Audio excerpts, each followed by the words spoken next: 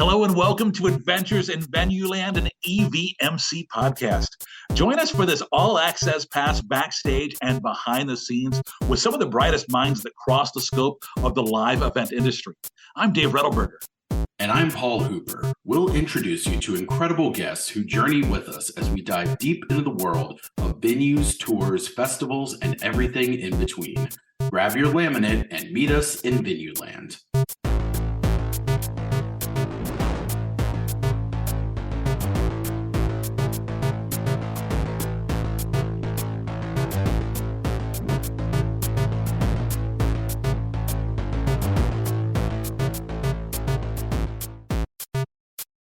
Hello and welcome to a special detour episode of Adventures in Venueland, an EVMC podcast. I'm Dave Rettelberger, and along with my co-host, Paul Hooper, today's episode is a little bit different. It's a detour or a side trip where we take a single-serving look at a topic impacting the entertainment industry. And when we talk with our friends and coworkers, no topic seems more important these days in our industry than mental health. So Paul and I teamed up with our friends at Backline to produce a 3-part podcast where we can dig in on some issues that are impacting us all these days. This is part 1 of 3. We'll be releasing the other 2 parts later this week. Paul, would you be so kind as to introduce our guest? Of course. This is Hillary Gleason. She's joining us to talk about what is Backline. You know, some of you all may have heard about it. Maybe you heard about it before the pandemic. Maybe you discovered it when things got a little crazy for all of us. But she's going to give us a little bit of an overview of what the company is, kind of their history, and maybe some exciting things that they are announcing recently. So welcome, Hillary. Thanks so much for having me. Really excited to be here and talk about Backline. For those of you who work in the music industry, this isn't Backline Rentals, but it's Backline. A good note. Yeah. But it's Backline, the nonprofit organization that helps music industry professionals and their families find quality mental health and wellness care. We started Backline in 2019. That summer was particularly tough for my music community and my direct circle of friends and family who work in music. And we just started to have conversations about, why people were slipping through the cracks, if there were enough resources out there, if people knew where to get help when they were struggling. We lost 2 musicians that summer to suicide, and out of that grief came this really productive conversation.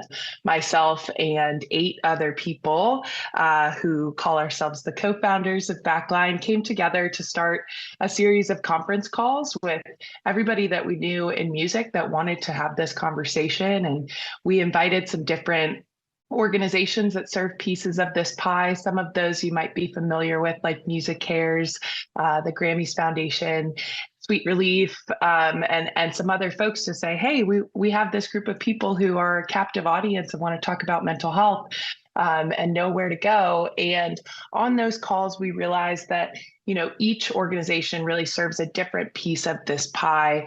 There are certain eligibility requirements, there are certain applications, and there was no, first stop to go to see all of the resources and to really navigate this safely. And so what we did was we launched actually 6 weeks after those first conference calls. So it was quite a sprint, but That's we knew quick, that people, yeah, no doubt. It's impressive. I think I'm still recovering from that 4 years later. But we knew that people needed those resources immediately. And so we launched with a case management program, which offers one-on-one support in navigating the mental health care space, what you're eligible for, what you need, what you can afford. Anyone in the music industry or their family members can fill out our case management form on our website. They automatically get a link to schedule time with one of our case managers, all of whom are licensed mental health providers that understand the music industry. So on that intake call, we're saying, where do you live? Do you have insurance? Have you, tried therapy before? Do you need to go into substance abuse treatment center? What exactly are you looking for? And then we build a custom care plan for them that outlines, here are the things you're eligible for. You mentioned you need financial assistance. Here are the avenues to get that. We also now offer support groups and wellness and a bunch of other things. So that custom care plan is really your roadmap to improving, daily quality of life. And it's not always therapy referrals, but oftentimes that's what folks are coming to us for, looking for providers that understand the music industry and the lifestyle. We now have 600 providers across all 50 states that have signed up to work with Backline and be part of those referrals. It's certainly been a journey in that we launched just 6 months before the pandemic. So we became incredibly important really quickly. Yeah. And have Good really timing. only grown since there. Yeah, we like to say that our crystal ball was working pretty well at that point. Yeah. And it certainly helped us to, feel like we were doing our part in lifting up the music industry during what was undoubtedly its most challenging time. Well, since you got things, started there, you've had over, 1,300 case management submissions, over 400, nearly 500 support group sessions. You've had over 9,000 wellness event attendees, and over 14,000 people have used your website to access resources to help. What is it about the music industry specifically? Because this group, having been created by the music industry for the music industry, understands so many of our challenges. But what is it about this industry specifically that kind of said, "Hey, we kind of need this. It's not there for us"? There are a lot of contributing factors here. When we launched, it was primarily a touring music industry. That was the way that people were make money. As we've sort of moved away from traditional album sales being a big revenue stream, people are touring to live in this industry. With touring comes a lot of challenges, being away from your loved ones for extended periods of time, sleep disruption or lack of routine, the stress and the performance anxiety of having to get up there every day and do a show. Really, the challenges can differ based on who it is in the industry. And because we serve everyone from the artist to the venue security guard, we've seen it all. For crew people, I think it's harder to sometimes, get the help that they need because they feel like, hey, if I admit this weakness, I could be off this tour. They could find another roadie. And for the artist, it is this expression of their deepest, darkest internal workings through art, I think can present a lot of challenges in trying to navigate being both the person that you are and the persona that you are on stage. That, I think, coupled with the financial insecurity, and we're also still one of the least insured industries, really just makes it challenging to find help, to say that you need help. And we're still working against a big stigma here. So there's a lot of factors. It's different for everyone. And for that reason, we've tried to create as many different avenues within Backline to get help. So not everybody needs therapy. Sometimes you need to just sit in a support group and hear that other people are struggling with similar things to say, okay, this isn't, me being abnormal. This is something that just happens sometimes. And the wellness modalities are a big part of that too. Sometimes building in a breathwork routine before you go on stage can help with that performance anxiety and therefore help you feel a little bit more grounded in the process. So we always say there's no one size fits all. It does seem that you hit on a couple of these, but really there's so many unique challenges for people that are in this industry. And I think one of the things you mentioned that I don't know. I guess one thing that comes to mind really is that during 2020, there are a lot of us that work in the industry that maybe are in a market that's smaller, or maybe we go, if you're touring, you're going back and living in whatever your hometown is. And a lot of your friends, they don't understand that struggle. So I do think there is this unique thing where when you talk to people who are not in the industry, they're always like, oh my gosh, you work at blah, blah, blah stadium, or wow, you tour with Pearl Jam or whatever. It's this has this happy kind of like, wow, you should feel so fortunate, and you should, and while that's a great like boost of kind of adrenaline whenever people tell you that, it's almost like, I think people, and myself included, I've experienced this. You almost have to put on this happy face because people make you feel like you should be so fortunate to work in this industry. And I think that is a very unique challenge within this industry, where everyone has to kind of have this, like, I should feel fortunate. I should not think about any sort of challenges I'm experiencing with mental health or with any sort of highs and lows, because I get to see 30 free concerts or whatever it is. And it kind of glosses over maybe some of the highs and lows that I think are really unique to live events. I think we sometimes put that on ourselves too, right? If you're working in the music industry, that's most of our dream. That's why we're here. This is what we've been pushing towards. So to be in it fully is like, wait, this is what I wanted. And why doesn't it feel, like I'm living the dream? And I think it's one of the most high stress jobs. And also really you carry the weight of, I think, the whole world on your shoulders. If you're responsible for putting a show on or producing an album or whatever it is, I mean, that's where everyone else goes to get their joy and to fill up their cups. And so it's really like can be sacrificial in that way, where it's like, well, I have to provide for the fans, and you can our happiness can depend on ticket sales, right? So when a good on sale happens, you get that high, or when something stinks, whether you have anything to do with it or not, you can just feel that. You feel that heaviness, and you can carry that with you for an hour, for a day, for the weekend, or until even the show happens, right? So it's amazing what can weigh on us. Let's talk a little bit about what Backline does. And I really want to touch on the three things here in our time here together. First, let's talk about the mental health and wellness resources. So, like I mentioned, we have 600 providers around the country. We also have partnerships with all of the mental health organizations. Seattle has a great organization called SMASH.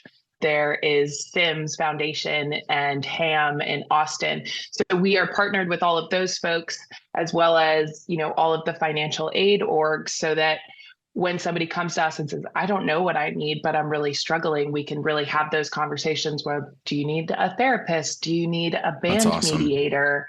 Or, some support in couples counseling? So that's one of the main sort of functions of case management. But the support groups, we actually started March 15th of 2020. So first week of the pandemic, when we recognized that people really needed a space to go, I don't have a roadmap. I don't know what's happening. I'm in this insecurity. Those have become now a core program. We didn't plan to launch those prior to the pandemic. We didn't know, but now those spaces have become just a weekly place to drop in and have those conversations. And it's been really encouraging to see folks, build relationships in those spaces, support one another. And like when we were going back on the road for the first time in 2021, hey, I know it can be hard to think about being on the road again. Here's some of what I'm doing. How can we support you as you're going there? So we have 3 support groups that meet a week now. On Tuesdays, we have our mindful grieving group, where you're journaling, meditating, and sharing if you feel compelled to share. Sometimes I just go and listen, and it's a way to actually move through grief. And I think grief is one of those things that oftentimes people push off because we have such busy lives. And so to be an active participant in grief has been really helpful for me and a lot of our attendees.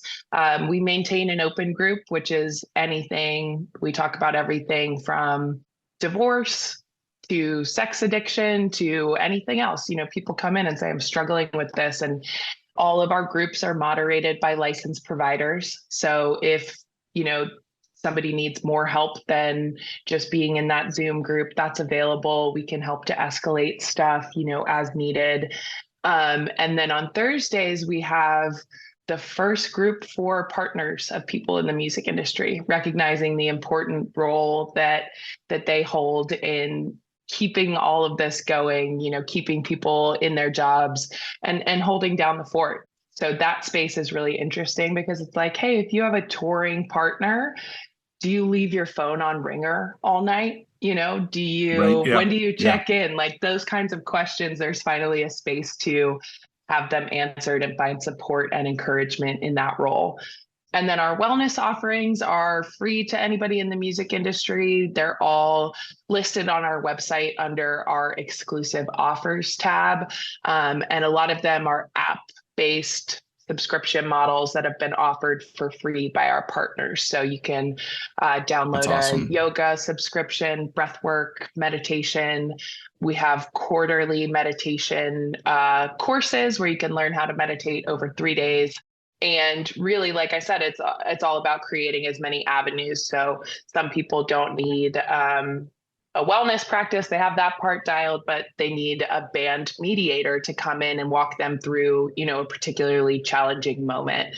And so we like to say, no stupid questions, like come to us and we will help you find, what it is that you need. And sometimes you don't exactly know what that is, but hey, right.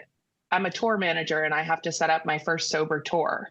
What does that look like? How can I encourage folks, and also recognize that not everybody on the tour is going to be sober.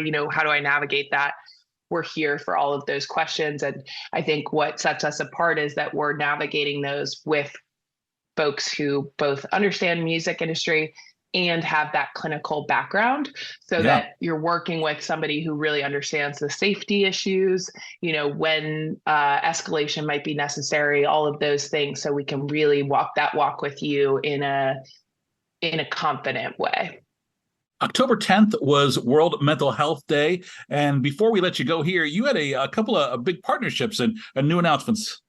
Yeah, we just had our big event in Nashville, which was headlined by Winona Judd, Brittany Spencer, Charles Wesley Godwin, Sierra Hull. I mean, all of these amazing artists came together on that night. And most exciting to me was that we announced our partnership with Master Tour. Master Tour is the leading touring software. That's what bands use for everything from their guest list to what hotel are we staying at tomorrow night. Master Tour just added the first ever mental health button. So this is an app that people use every single day. And now they'll be able to click into that mental health button and that's awesome. Get to the crisis text line, get to the suicide hotline, and get to Backline, directly from the platform.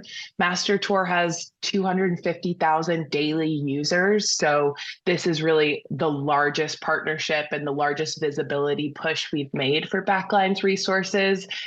So we're just really excited to be working with them and that they are prioritizing, access in a way that is already in line with the tools that people use every day. So we're really excited about that. And we have some other stuff coming up towards the end of the year that's also going to help get this out. I mean, we're really in the position of, we know that all of our programs and resources work. We get testimonials every single week from people saying, hey, this changed my life.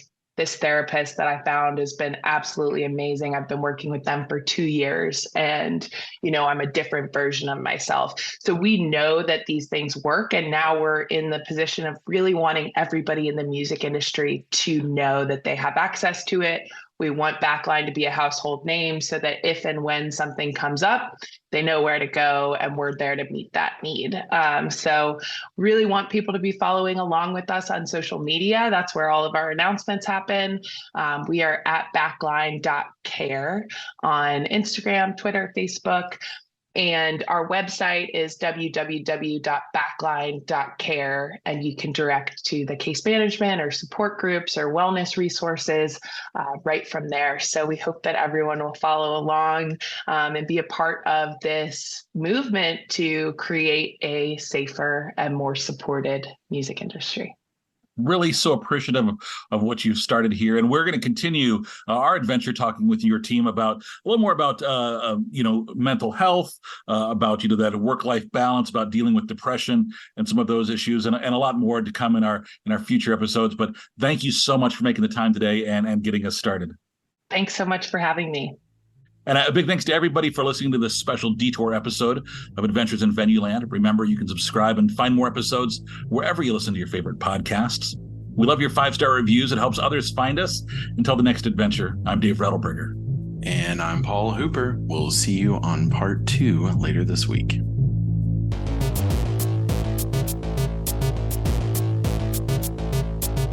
Adventures in Venueland is a side project of the Event and Venue Marketing Conference, a marketing conference that brings together diversified event and venue professionals to cultivate education, collaboration, and innovation for the growing sports and live entertainment industry.